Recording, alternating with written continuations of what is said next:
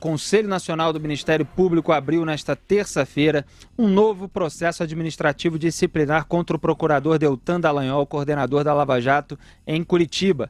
O processo derivou de uma reclamação apresentada pelo senador Renan Calheiros. Na mesma sessão, o CNMP, que é o Conselho Nacional do Ministério Público, terminou de julgar uma reclamação feita pela senadora Cátia Abreu e a arquivou. Eu falei aqui dessas duas reclamações do Renan e da Cátia Abreu semanas atrás no programa, portanto, a da Cátia Abreu foi arquivada. No caso do procedimento aberto após representação do Renan Calheiros, a maioria dos conselheiros, por 12-2, entendeu que Deltan pode ter quebrado o decoro exigido para o cargo ao publicar nas redes sociais mensagens que teriam interferido nas eleições de 2018 e na eleição para a presidência do Senado, realizada em fevereiro desse ano, aquela que o Renan perdeu para o Davi Alcolumbre. O senador queria que o processo fosse instaurado com base na alegação de que Deltan praticou atividade político-partidária, o que é vedado a membros do Ministério Público e poderia gerar, ao final, uma pena maior, como a suspensão do cargo. A maioria do CNMP, porém, enquadrou a conduta de Deltan como quebra de decoro, uma falta considerada mais branda e punível com advertência ou censura.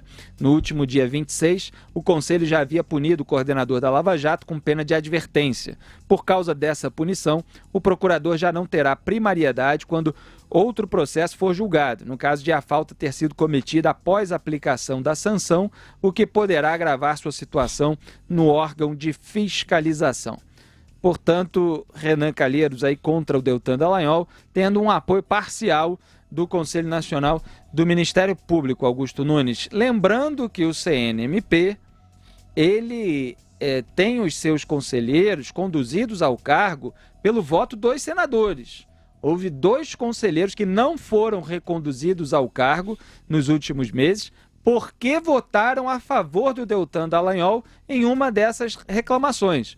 E aí a Cátia Abreu e o Renan, segundo eles próprios, articularam lá no Senado para que eles fossem derrubados. E eles fizeram discursos muito fortes contra a sabugice, quer dizer, contra o comportamento de vassalo que eventuais conselheiros possam ter em relação aos políticos que o ajudam a permanecer no cargo, Augusto. Felipe, quando eu comecei a usar a expressão faroeste à brasileira, eu pensava numa ramificação, numa versão degenerada do faroeste clássico, feito sobretudo pelo cinema americano, em que o filme terminava com a derrota do bandido, o bandido na prisão, e a vitória do xerife e dos mocinhos. Aí eu dizia que no faroeste brasileiro é o bandido que quer prender o xerife. Pois bem, eu não achava que isso acontecia, eu achava que era só um desejo.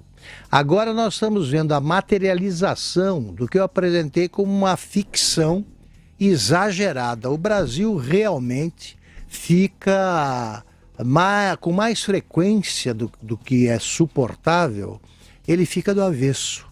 Ele se mostra como um país pelo avesso. Como é que pode um bandido de carteirinha, mas bandido juramentado, como se diz em Alagoas, por exemplo, de onde ele vem, como o Renan Calheiros, pensar em perseguir um homem como o Deltan Dallagnol, que há anos se dedica à defesa da lei e à sua aplicação. Em qualquer lugar do mundo, isso provocaria uma gargalhada nacional seguida de uma voz de prisão. No Brasil, os jornais, a imprensa, a TV, aqui não, mas várias emissoras de rádio noticiam, sem comentários, o que faz um homem como o Renan. Como é que pode a coisa ser invertida diante do olhar tolerante da imprensa? Por que não publicam ao lado dessas ousadias do Renan, que são sinais de pouca vergonha ou nenhuma, por que não publicam o resumo não autorizado do prontuário dele? É um prontuário imenso. Ele tem processos nas costas que não acabam mais. Ele escapou de punições pelos dossiês que reuniu contra gente dos 3 poderes, e porque o Brasil assiste, a boa parte do Brasil contempla, assim, com indiferença, uma ofensiva contra um homem da lei que reúne procuradores de justiça e Renan Calheiros. Zé Maria Trindade. Augusto, eu estou aqui impressionado com esta sua fala, com a sua avaliação, e muito bem definida, muito bem balanceada, de que se falasse isso tempos atrás, ninguém acreditaria. Me impressiona também a atitude, né, a falta de vergonha de um político como o Renan Calheiros de ir contra Deltan Dallagnol, coordenador da Lava Jato. Aí seria realmente a história do rabo balançar o cachorro, né?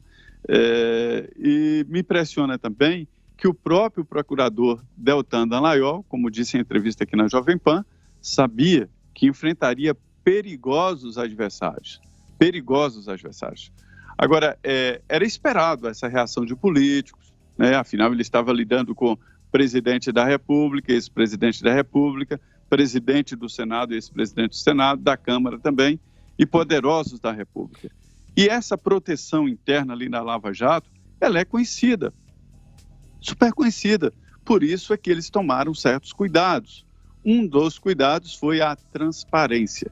Logo depois de cada operação, e a Lava Jato inaugurou isso, né? E tirou dos veículos de comunicação aquela primazia de mostrar o que estava acontecendo. Depois da operação, sentavam ali os procuradores, integrantes da Receita Federal, e explicavam o que eles estavam procurando e o que eles encontravam. Isso foi uma autodefesa da Lava Jato. Ficava difícil reagir. E isso foi muito importante. Agora, o que o Deltan Dallagnol não esperava era adversários entre os próprios procuradores. Exatamente.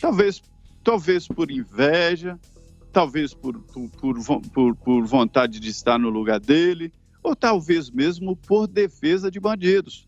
Porque essa gente que está sendo investigada pela Lava Jato são pessoas que nós queremos que fique longe da política e longe da nossa representação.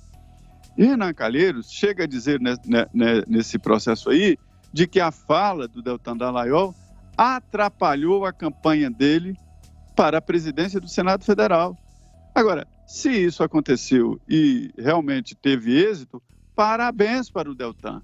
Parabéns, porque o Senado hoje não está lá mil maravilhas, existem dificuldades com Davi Alcolumbre, mas pior seria se estivesse nas mãos dos Renans, né?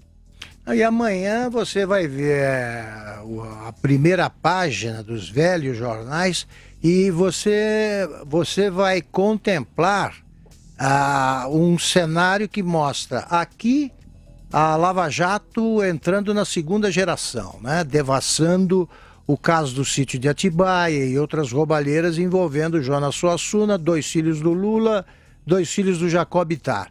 Do outro, você vai ler sem comentários, porque os articulistas, jornais, eles escolhem, a coisa é bem seletiva ali. O Renan nunca é comentado, né? Parece que ladrão antigo, né? Ele já tem licença para roubar aí pela vastidão do prontuário. Eles ficam comentando coisas muito menores, vão dar com destaque o Deltan, sem dúvida, e não vão lembrar quem é o Renan.